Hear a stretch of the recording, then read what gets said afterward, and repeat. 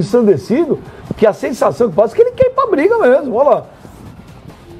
Os jogadores têm que separar. Hã? Não pode. Isso aí que eu cadê o treinador, pô? Isso aí? Não, isso aí deve ter acontecido alguma coisa depois, né? Deve ter algum... Rapaz! Porque é um destempero completo. Isso não passa um nervosismo pro jogador também, Edmundo? Ah, com certeza, né? O papel do preparador físico não é esse, né? E ali o que me parece é o jogador do Palmeiras tentando defender o próprio jogador do Palmeiras. Exatamente. Tudo bem, ele não quer que o jogador seja expulso, ele acabou tomando um cartão amarelo para evitar atrito, mas ele não pode tomar uma atitude dessa, é uma agressão. Agressão, assim, isso é agressão. A um atleta. Depende da reação do jogador. E aí a gente elogiou o Caio, e agora eu vou elogiar o Vitor Hugo, que foi lá e comprou o barulho do jogador. Aí quando o buraco é mais embaixo, o cara é mais grandão, ele pipocou. Mas se fosse o preparador fizesse como de vocês dois isso aí? Até o próprio jogador também. Dois caras pequenos. Até o próprio jogador que não reagiu. Mas a devolução era fatal, né? Numa dessa aí. Não, mas o cara se empurra aí. Pois é, agora eu posso dizer, como o Edmundo falou, e eu concordo plenamente que é errado, plenamente errado. Mas naquele momento, daquele jeito que estava o banco ali, aquela confusão, a volta é do mesmo jeito. É do mesmo jeito, não tem como. Isso não deve existir nunca. Principalmente vindo de um cara que trabalha como superior dele, agindo dessa maneira. PVC, você acha que isso aí depois no vestiário já se acertaram, acabou, coisa, nervos à flor da pele, ou você acha que é uma história que vai se prolongar lá dentro? Eu acho que tem que resolver. Acho que tem que discutir lá dentro e o Omar tem que levar uma enquadrada do Eduardo Batista. Não pode ter uma cena pública dessa, nem dentro do vestiário. Tudo bem, vestiário vestiário é sagrado, vestiário é o local sagrado dos boleiros. Pode acontecer, já aconteceu um monte de coisa parecida ou pior que isso. Mas não é pra acontecer. E não é pra acontecer no jogo. Porque se o Thiago Santos devolve, expulsa os dois. O que me espanta é exatamente isso. Eu fui atleta, é assim, se é o contrário, exatamente, o jogador é mandado embora do clube na hora. Já porque está desrespeitando o profissional. Uma hierarquia, concorda, Paulo? Concordo plenamente. Então ele tem que ser punido, independente do motivo, independente do que o menino fez, não é a atitude do profissional, entendeu? Porque ele está trabalhando, tudo bem, assim como atleta, mas ele não pode perder a cabeça dessa forma. Se os dois brigam, ou se os dois posições... Claro. Maurício e Obina. Palmeiras e Grêmio 2009. Sim, mas é verdade. Aí o Palmeiras mandou embora os dois, não mandou? Mandou embora os dois. Mandou embora os dois. E o elenco na época não queria que o Obina fosse mandado embora. Foi o Maurício, que depois foi jogar no Sporting, na Laje, na Portuguesa. Que perdeu o jogo pro Grêmio lá no Olímpico. Pro Grêmio, na saída pro vestiário, os dois se agrediram e os dois cartão vermelho pros dois. O Palmeiras estava realmente os nervos à flor da pele. Mas Edmundo e Paulo Nunes, vocês jogaram principalmente... Vamos falar no caso do Palmeiras, vocês jogaram em grandes times no Grêmio, no Vasco, no Flamengo, enfim, vocês jogaram em grandes times. Mas vocês jogaram em times do Palmeiras que eram verdadeiras seleções, né? Quando você tem um time muito forte e você vai pegar um adversário que na teoria é mais fraco e toma um chocolate, isso mexe, dá um nervosismo a mais, te preocupa. Acontece isso, não? Porque eu achei o time do Palmeiras extremamente nervoso hoje. Olha, eu não vi isso não, eu vi o time do Palmeiras apático. Nervoso, Sim, apático. Mas nervoso. Não, nervoso por circunstância, porque tá perdendo 3-0, tu fica bravo. Mas o Palmeiras estava completamente entregue, completamente apático, não conseguia criar, não conseguia nem jogar, não conseguia correr, não conseguia reagir. O Palmeiras não conseguiu reagir. Você pode mostrar todos os lances aí, vai ver que o Aranha trabalhou muito pouco. E dentro da capacidade que tem o Palmeiras, era para o jogo ser mais equilibrado. Outra, vindo de um resultado satisfatório, fazendo um gol na Libertadores, quer dizer, deveria ser o contrário, deveria estar mais tranquilo e mais motivado. Agora, o que pode ter como desculpa, desculpa não tem, até porque é importante para o Palmeiras ganhar o título paulista. O Palmeiras não ganha o Paulista desde 2008. E é o título que tem para conquistar nesse semestre, é o título supostamente mais tranquilo de ganhar. É muito mais fácil pensar em ganhar o Paulista do que ganhar a Libertadores, ganhar a Copa do Brasil ou ganhar o Bi-Brasileiro. Agora, vou recorrer a você até porque você jogou numa época, o Palmeiras de 99, que jogava terça, sexta, domingo, o Edmundo também jogou. Mas a campanha de 99 da Libertadores era muito forte assim, né?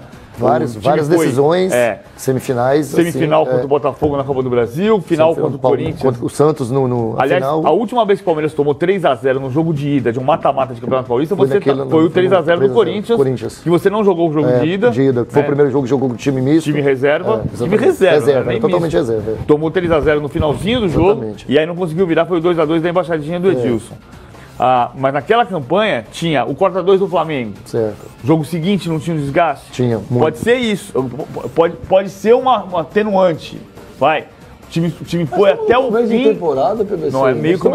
Mas a parte psicológica também é muito complicada. A parte psicológica do descanso, de você desligar, né? Aquela famosa desligar a máquina e partir para outra competição. É complicado.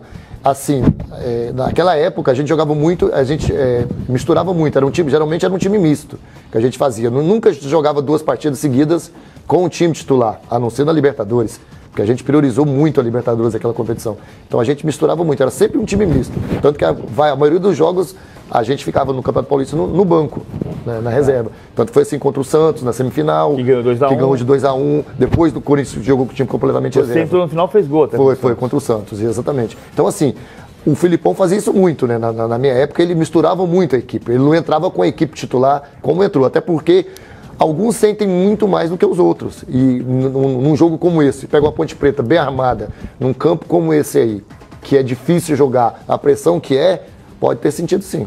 Agora, olha, é o seguinte, eu honestamente não vi, Simon, mas muita gente aqui no Twitter falando que o Thiago Santos teria empurrado primeiro o Omar Feitosa e não tem a imagem. Eu não vi, mas muita gente comentando no Twitter, o Simon. Eu também não vi essa imagem. A imagem que nós temos é essa, o funcionário ali empurrando o jogador, o Thiago. No caso, o árbitro apresentou cartão amarelo para o Thiago e somente jogadores, isso deve ficar bem claro, só jogadores que recebem cartão amarelo ou vermelho. No caso, se expulsar o outro preparador físico, expulsa direto, não mostra cartão. Mas não tem a imagem do Thiago empurrando ele. Ô Edmundo, o Guilherme Maravilha, Maravilha, ele fala aqui, olha, Edmundo, não tá na hora do Borja ir pro banco, ele põe entre aspas, pensar um pouco? Ele está fora de sintonia já há algum tempo, você acha? Não acho não, desculpa discordar, acho que o sistema não tá ajudando, a bola não chega. Não é que ele desperdiça, tudo bem, na quarta-feira desperdiçou uma penalidade, que fez falta, né? O Palmeiras depois teve que marcar os 54 para poder ganhar do Peñarol, que foi goleado pelo Jorge Wilstermann. Então, assim, claro que fica a desconfiança, mas se a bola não chega para o atacante, a culpa não é só dele. O sistema de jogo do Palmeiras não tem funcionado, pelo menos não funcionou hoje. E não tem sido assim. O Palmeiras tem ganho até no volume, a não ser contra o Novo Horizontino, que jogou mal no primeiro tempo, né, PVC? Jogou mal o primeiro tempo, e depois reagiu no segundo tempo, fez 3-1 e aí ficou mais tranquilo para o jogo da volta. Mas é muito no volume, no incentivo da torcida. Isso é ruim. Você tem que ter um padrão de jogo, tem que ter uma organização e tem que criar as oportunidades. Né? Se o Palmeiras tivesse o volume, por exemplo, que o São Paulo teve, pelos números, né, tem jogadores de maior capacidade de finalização, o Palmeiras teria feito pelo menos 1 ou 2 gols ali. Olha, interpretando tudo que você falou, a meu ver, então está faltando o treinador. Porque se tem elenco, se não tem esquema de jogo, então está faltando o treinador. Tá, eu interpretei o que o Edmundo falou, eu estou errado? Não, estou falando só do jogo de hoje. Tá em Curitiba. Mas vem cá, o torcedor do Palmeiras, é o Cuca? Não, o treinador que todo mundo queria era o Eduardo Batista, é muito bom técnico. E não tem que voltar com aquela história que aconteceu no jogo contra o São Bernardo, que o Palmeiras entrou em campo e a torcida gritou Cuca. Não é para acontecer isso. O Cuca saiu, é um capítulo, é uma página virada. Agora, que fora o Tite, o melhor técnico do futebol brasileiro hoje é o Cuca? Ele estava onde no ano passado? Aconteceu o que com o Palmeiras no ano passado? O Palmeiras tinha um elenco ótimo e que era taxado de um elenco fraco. Dizia-se o quê? Que o Alexandre de Matos contratou muito em quantidade, mas não em qualidade.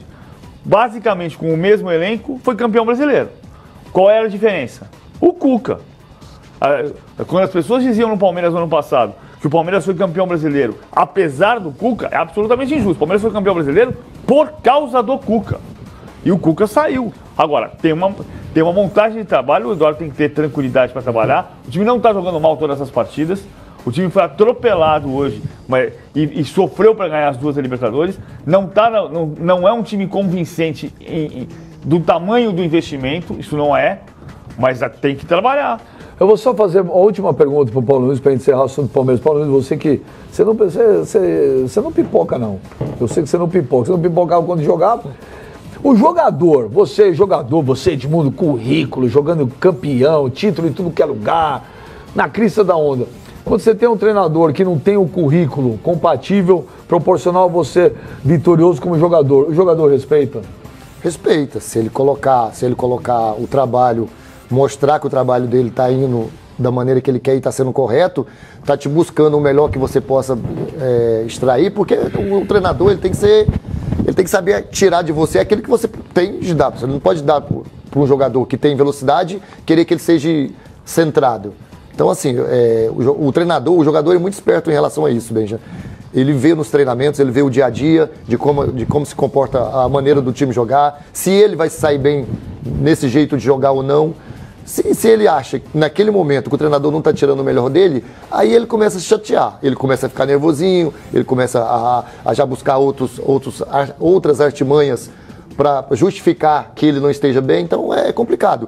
Mas que respeita. Agora, o treinador tem que mostrar que está trabalhando certo, honesto com ele.